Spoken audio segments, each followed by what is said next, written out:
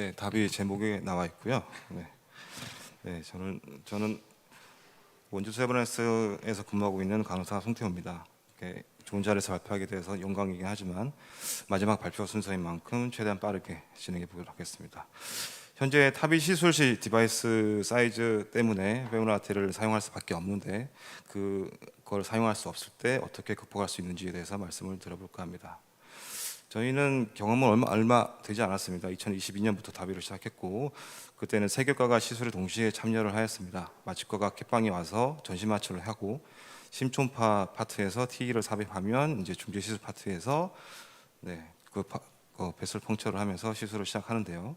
하지만 현재는 마취과와 심초음파 도움 없이 중재 시술 파트에서만 독립적으로 시행하고 있고, 이것은 TE는 아이스로 대체를 하였고 전신 마취는 프로포폴을 사용한 진정요법으로 대체하기 때문에 가능한 일이었습니다. 케이스 보시겠습니다. 디스니아를 주옷으로 내원한 91세 여환으로 10여 AS 진단 하에 다비를 진행하기로 하였습니다. CT에서 양쪽에 페모랄 아테리에 12여 칼시피케이션이 관찰이 되고 스테노시스도 보이고 베슬 다이아미터도 3.9, 3.7, 2.9 이렇게 해서 되게 좋습니다.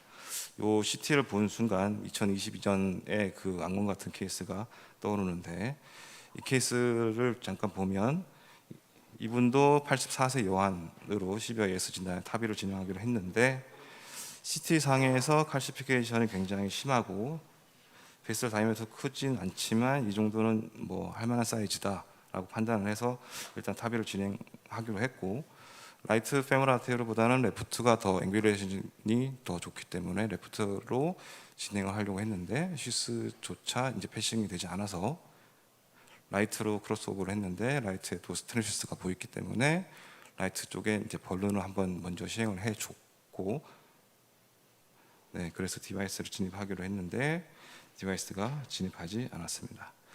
그래서 힘 조금 주어서 이제 밀어보려고 했었으나 좀 느낌이 좀 이상해서 찍어봤더니 베슬 럽처가 생겨서 바로 응급 오피로 들어갔던 케이스입니다.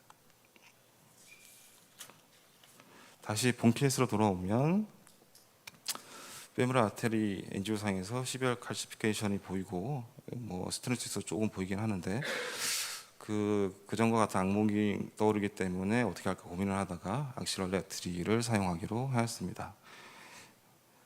2022년에 악실러리를 통한 케이스 리포트가 있어서 요거 찾아서 공부도 했고, 다행히 이분의 악실러리 아테리도 엔지오상에서는 혈관 크기도 적당하고 스테노시스도 없어서 베슬로는 좋아 보입니다.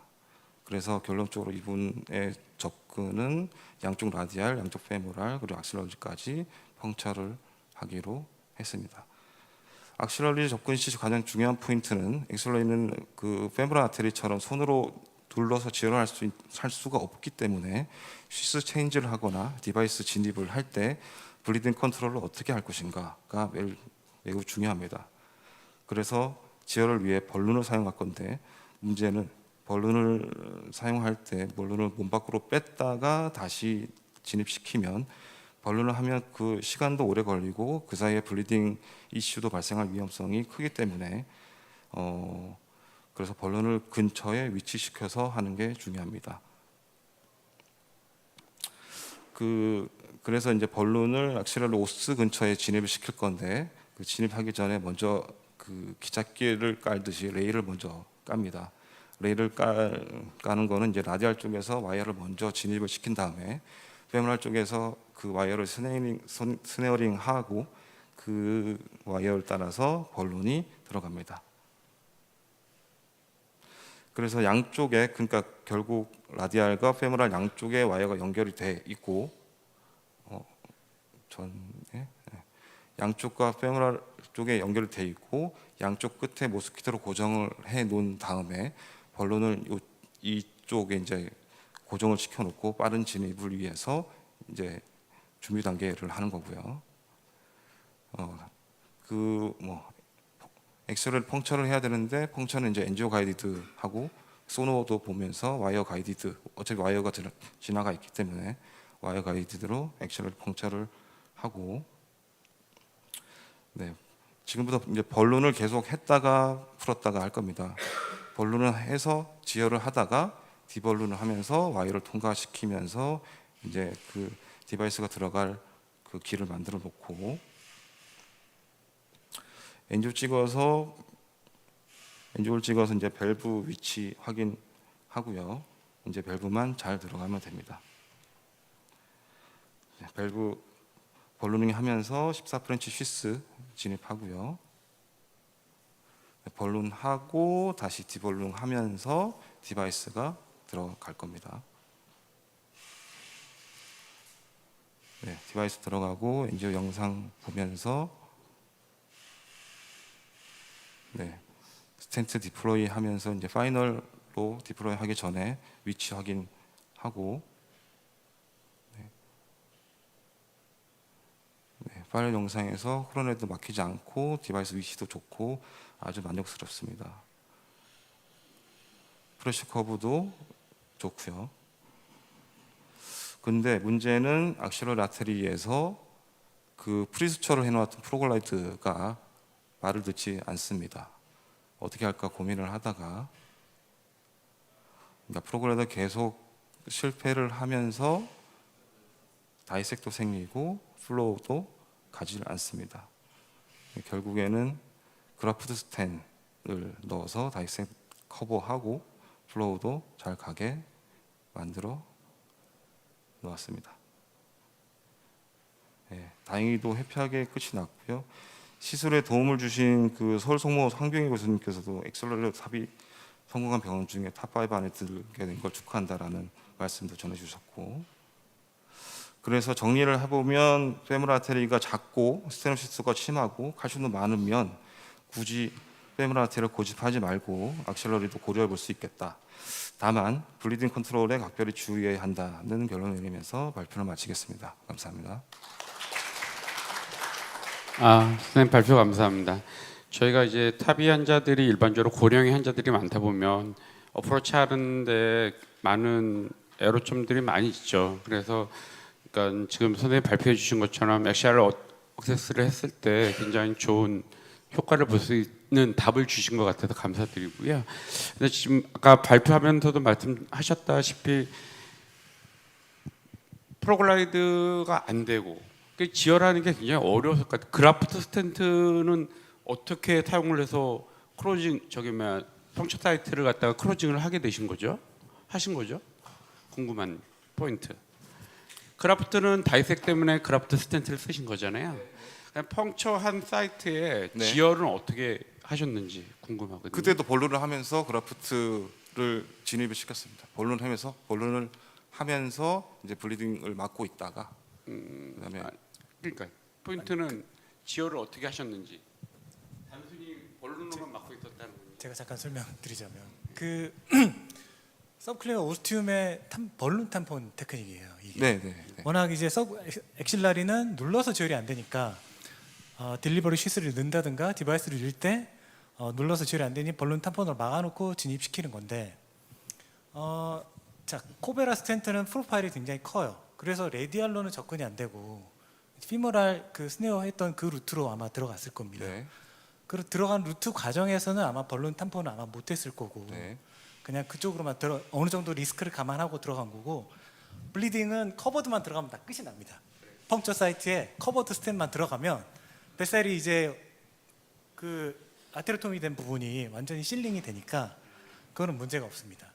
그래서 이 트랜스 엑실라리의 가장 중요한 포인트가 결국에는 지혈을 어떻게 하느냐, 펄큐테니였을 때 지혈을 어떻게 하냐가 가장 큰 키포인트거든요. 그래서 일부 데이터에 35명 그 펄큐테니스를 했던 자료 중에 결국에는 41%, 15명이 커버드 스텐트를 썼다라는 연구가 있어요.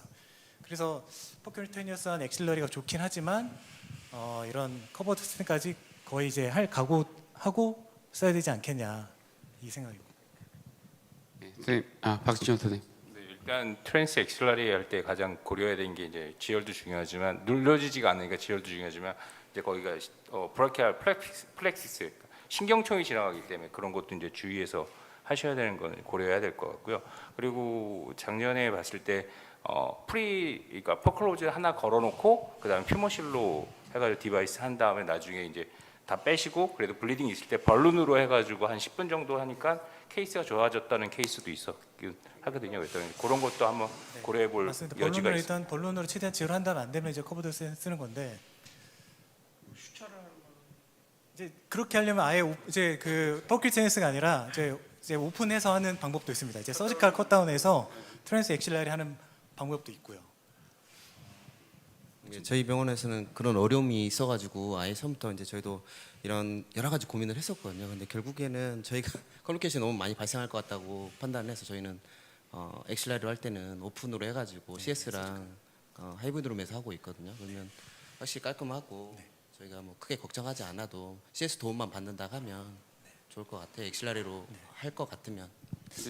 저희 보면은 이제 지금은 이제 맨파워가 많이 탑이 할 때 프로시저 할 때 많이 들어오지는 않잖아요. 옛날에 초창기 할 때는 마치가 선생님 두 분 들어오시고 에코 봐주시는 선생님 그리고 너스 RT 그리고 퍼스트 세컨 한 6-7명씩 막 들어와가지고 이제 프로시저 참석을 하다 보니까 우리가 또 간과하지 말아야 될 게 그 어큐틱하게 심내막염이 오는 환자들이 갑자기 생기는 경우도 좀 있거든요. 그러면은 환자를 잃을 수가 있어서 그것도 그 프로시저 방에 너무 많은 사람들이 들어온 것도 조금 조정이 필요할 것 같다는 생각이 좀 가끔 들 때가 있습니다.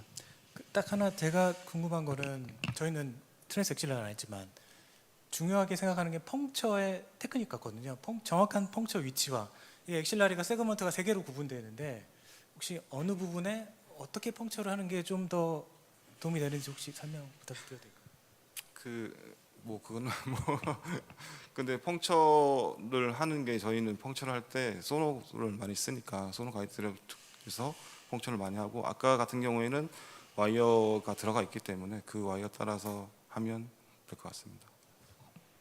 하진 않았지만 자료를 보다 보면 서울대에서 이동준 선생님 계실지 모르지만 아마 굉장히 고생했던 케이스가 있었을 거예요. 그게 펑처를 너무 이제 어큐트하게 꽂으면 모든 디바이스가 슈스도 안 들어가지만 잘 안 들어갑니다. 그러고 나서 엄청 블링도 심하고 그래서 니들 각도도 중요하고 그리고 이제 라테랄 서브스카필라 라테랄 소라시가 아트리고 이게 세그먼트 세컨 앤 서드 사이에 들어가는 걸 알고 있는데 혹시 이동준 선생님 잠깐 설명 부탁드립니다. 지금 노진석 쌤이 말씀하셔가지고 지금 안 그래도 구글 다시 열심히 찾았는데 그 2와 3 사이에 머리 쪽으로 올라가는 가느다란 브랜치가 하나 나옵니다. 그 브랜치 기준 사이로 뒤쪽으로 펑처를 하라고 돼 있는데 사실 그 뒤쪽이 저희가 만져보면 요 그 스카플라 포인트 뒤쪽 이 어깨 견갑골 포인트 쪽보다 약간 앞이거든요. 그래서 사실 상당히 두껍고 니들이 들어가는 것도 굉장히 어렵고 그래서 저희 같은 경우도 그때 7cm 마이크로 니들로 겨우겨우 펑처를 했었고 뭐 똑같이 퍼클로즈 페이를 하고 저희도 그라프트 스텐트를 넣었었는데 퍼클로즈 페이를 한 이유 중에 가장 큰 이유가 노진 선생님 말대로 굉장히 어큐트하게 딥하게 들어가기 때문에 퍼클로즈가 60도 제대로 못 물어줍니다. 그래서 하나의 퍼클로즈가 물고 나면 그 다음 퍼클로즈가 양쪽을 십자가 교차로 다시 물어줘야 되는데 그 과정이 이루어지지 않기 때문에 결과론적으로는 하나의 퍼클로즈만 결국 물게 된 거고 14프렌치 메트로니시스가 왔다 갔다 하면서 구멍을 낸 건 사실 14프렌치 이상일 거고 퍼클로즈가 권고하는 사이즈는 8프렌치 이상은 2개를 쓰라고 권고를 하고 있는데 그렇기 때문에 이제 2개의 퍼클로즈로도 사실 안 되는 거고 워낙은 두꺼워서 잘 안 되는 거고 사실 노진 선생님 말대로 GS나 TS 협조가 된다면 오픈으로 하시는 게 가장 안전하지 않을까 싶습니다. 뭐 저희도 못 그랬었고요. 시간이 짧지만 마지막으로 서울 송모가 이 트랜스 엑실라를 가장 많이 하는 것 같은데 혹시 서울 송모에서 간단한 뭐 어떠한 이런 팁이 있다면 네 그렇죠. 뭐 그러면 뭐 그거는 다음에 하는 걸로 하겠습니다. 그렇게 예, 자 늦은 시간까지 참석해주신 여러 회원님들, 선생님들 감사드리고요. 패널 선생님, 차장 선생님들 감사드립니다. 예, 제주도에서 좋은 밤 보내시기 바라겠습니다. 감사합니다.